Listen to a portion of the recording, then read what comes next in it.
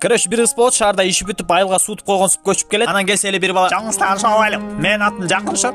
Кубанычтамын" деп туруп мектепке барат. Бияктан нормальный бала барбы? Мен бардым да. Мага үйлөн да. Десе эле тияктан вентилятор. Анан эшикке чыкса эле артынан: мә, чөчүп кетип эле артын караса, бегиш турат. Ошол убакта бир машина келип былчитип кетейин дейт. Бир бала келип шкырч. Кыз сурайт: "Ты что за покемон?" Меня же зовут Эдвард. Ну, покемон же Дигимон десе, бала айтат: "Я вампир." Ошентип кыз баланы сүйүп калат. Анан бала алып барып кайын журту менен тааныштырат. "Мен кайнежең." "Ой, мен кайненең." "Мен кайнагаң." Ошентип бала менен жакындан таанышат. Анан бала айтат: "Жүргө көкпөр ойнойбуз." Ошентип бала ат болуп берет. Анан кыз атасына келип айтат: "Менин жигитим вампир. Чыкырчы. Инең дуайында." Анан бала келет: "Мен сиздин күйөө балаңыз болом. Өлүп кет. Мен кыздын сталам чого жашайм, ана шпили-били, бакшпили булайшын бере. Базар жок." Анан кызды бир вампир жакшы көрүп калат дагы. "Йоу, детка." десе. Ага чейин эле кызды келип туруп тиги вампир.